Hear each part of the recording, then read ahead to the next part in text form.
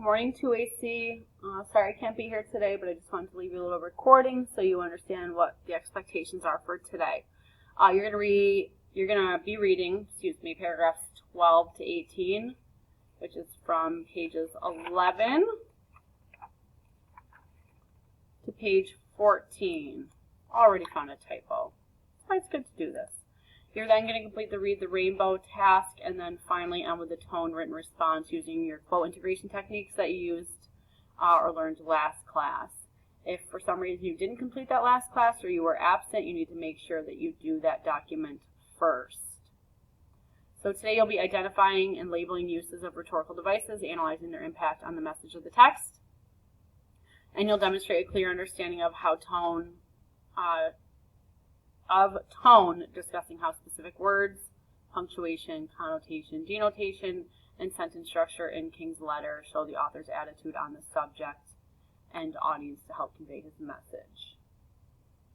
So eventually these instructions I'm giving will end up in slide 7. But to start, you're going to annotate paragraphs 12 to 18. That starts on page 11 of the text. Paragraph 12 starts with, "You express a great deal of anxiety over." Paragraph 13 starts with, "Now what is the difference between the two?" Paragraph 14 is on page 12. It says, "Let us turn to a more concrete example." Paragraph 15 is, "Let me give another explanation," and continues on to page 13. Paragraph 16 starts with, "These are just a few examples of unjust and just laws." Paragraph 17 is, "Of course, there's nothing new about this kind of civil disobedience." And finally, paragraph 18 is on page 14. It starts with, "We can never forget everything." Everything. And that's as much of this text as we're going to read because it just gets a little repetitive and redundant, and I just want you to get kind of the main ideas for our purposes of looking at rhetoric.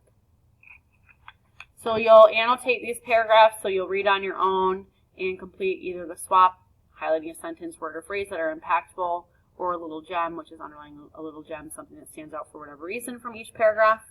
Our rhetorical device of the day is tone. Tone is the attitude of the author towards the subject or audience. In this case, the subject or the topic is unjust versus just laws. The audience remembers the 8 clergymen, but later his letter from Birmingham jail was published is what I'm looking for, published in some major publications. So tone is developed through word choice, sentence structure, punctuation, connotation, denotation. So as you read, circle words in the section that show how Martin Luther King Jr. feels about the subject or audience. So tone is how the author feels about the subject or audience, or in fiction, the characters. Mood, remember, is how you feel. So that's the distinction.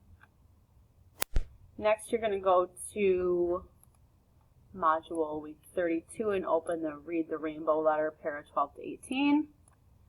And what you'll pull up is a slide that looks like this. It is editable. So just like the color collaboration we did last class, you're just going to respond to a few prompts. So for this one, you need to respond to each of them. So one says identify a rhetorical question he uses in 12 to 18. What point is he trying to make through the use of the rhetorical question? For green screen, provide an example of parallel structure. What was he trying to emphasize through the use of this parallel structure? What's something that surprised you? And then for pink, find a piece of evidence from paragraphs 12 to 18 that show an illusion. How did the illusion help develop the central idea? And then finally, give insight to what you learned. So you can make a connection or just write something that you liked about the reading or maybe disliked. So after that initial reaction, you're going to go into the hard work, which is listed under the week 32 module, tone written response. And this should take some time and thought from you. It's a little more of an extended piece of writing. Whenever you don't finish in class, please finish for homework. So last class we did those quote integration techniques. So you learned 4 different ways that you can integrate quotes into your papers. So you're going to be practicing that while also practicing your writing skills, and I'll be assessing your knowledge on tone. So you have 2 options. Both are very similar. So the first is to determine a central idea of letter from Birmingham jail, paragraphs 12 to 18 specifically. So not the whole text, just the central idea from pages 11 to 14. And you should notice that he's talking about just versus unjust laws. So I would expect that your central idea would mention those and what his point is. Then you're going to identify the tone and show how the tone develops the central idea. Number 2 says, how has the tone changed from the beginning of the text to this section? So paragraphs 12 to 18, and how has the change in tone impacted his message to his audience? So just some options for you. Either way, you're all going to demonstrate a clear understanding of tone, discussing how specific word choices, connotation, denotation, punctuation, or sentence structure show King's attitude on the subject and audience to help convey his idea. You need 8 or more sentences, at least 3 pieces of evidence with proper citation, which is King 8. If you do para 8, that's fine too. Let's actually keep it with paragraphs though, so I'm going to make a change to that. And then you want to use a variety of quote integration techniques. So that's part of your rubric. So for content analysis, did you respond to the prompt using a well-reasoned central idea or message? Do you have a thoughtful analysis of tone to develop the central idea or message? Do you have those 3 pieces of evidence? Are they effective and specific and relevant to support the tone and analysis? And then for organization and style, to make sure you have those sexy sentences, you need to make sure you're using multiple quote integration techniques. So you would maybe do for one of your quotes, do your analysis first, then your colon, and then your direct one-sentence evidence to support your analysis. You might use the other ones where you're just taking those small parts and combining them into your own words. So I'm looking for at least 3 different quote integration techniques. So 3 of the 4 that I showed you.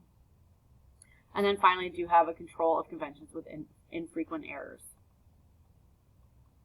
I'm just going to give you a quick example of tone so that you are very clear on what I'm expecting. In paragraph 11 on page 9, King says to his audience, the clergyman, this is about halfway down, but when you have seen vicious mobs lynch your mothers and fathers at will and drown your brothers and sisters at whim, when you have seen hate-filled policemen curse, kick, and brutalize, and even kill your black brothers and sisters with impunity. So this sentence actually continues on for like a full page, so he uses some really nice semicolons. I'm going to stop there, though, because really I have about 2 pieces of evidence. But what you would do is include your piece of evidence. So you might say, MLK Jr. states, vicious mobs, blah, blah, blah, blah, blah. And then in the next sentence, I would probably say something like, he uses the words vicious, drown, hate-filled, brutalize, and kill to develop a frustrated tone. So it's showing that he's frustrated, he's anxious, he's ready for change. Stop telling me to wait when the word wait has almost always meant never. So I would include that and then pay attention to those, include the full quote and then pay attention to those specific words, that word choice that helps support that tone. And then analyze further from there. Okay? And you want to do that with 3 pieces of evidence and make sure they connect. So this is a tall order. This is a difficult task, but we'll see how you do.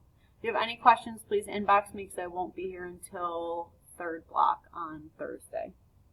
Have a great day.